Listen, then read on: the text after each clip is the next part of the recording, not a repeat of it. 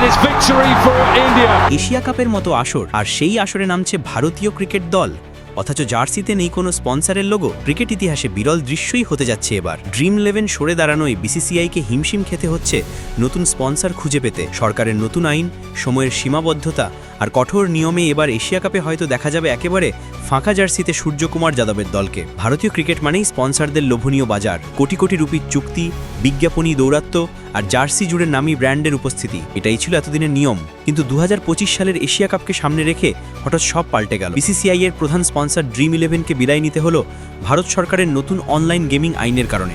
সম্প্রতি দেশটির কেন্দ্রীয় সরকার একটি অনলাইন গেমিং বিল পাশ করেছে। এই আইনে স্পষ্টভাবে নিষিদ্ধ করা হয়েছে টাকার বিনিময়ে খেলা হয় এমন অ্যাপ। যেহেতু ড্রিম 11 এই ক্যাটাগরিতেই পড়ে, তাই স্বাভাবিকভাবেই চুক্তি বাতিল করতে বাধ্য হয়েছে বিসিসিআই। এখানেই থেমে থাকেনি বোর্ড। বিসিসিআই সচিব দেবজিৎ সাইকিয়া জানিয়ে দিয়েছেন, ভবিষ্যতে কোনো ধরনের অনলাইন গেমিং বা জুয়ার সঙ্গে জড়িত প্রতিষ্ঠানের সঙ্গে আর কখনোই চুক্তি করবে না বোর্ড।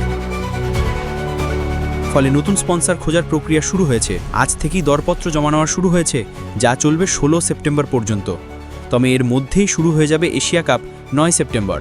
অর্থাৎ টুর্নামেন্টে ভারতীয় ক্রিকেট দলকে মাঠে নামতে হবে স্পন্সরবিহীন জার্সি পরে। শুধু তাই নয়, বিসিসিআই এবার বেশ কঠোর নিয়মও বেঁধে দিয়েছে।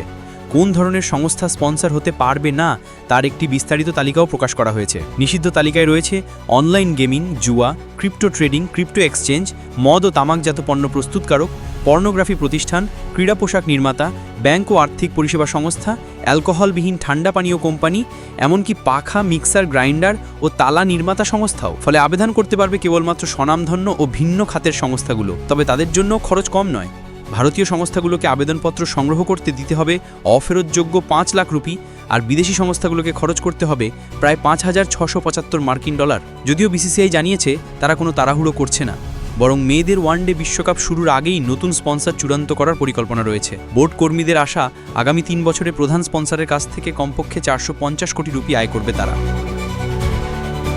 তাহলে এশিয়া কাপে ভারতীয় জার্সি কেমন দেখাবে? হয়তো একেবারেই ফাঁকা কোনো ব্র্যান্ডের নাম ছাড়া। ক্রিকেট দুনিয়ায় স্পন্সরবিহীন জার্সি দেখা এখন এক বিরল ঘটনা, আর সেই ইতিহাসই গড়তে যাচ্ছে ভারতীয় ক্রিকেট দল। এই ঘটনা শুধু ভারতীয় ক্রিকেট নয়, গোটা এশিয়া কাপের জন্যই এক অনন্য অধ্যায় হয়ে থাকবে। একদিকে ক্রিকেটে কোটি কোটি টাকার ছড়াছড়ি, অন্যদিকে স্পন্সর ছাড়া মাঠে নামা।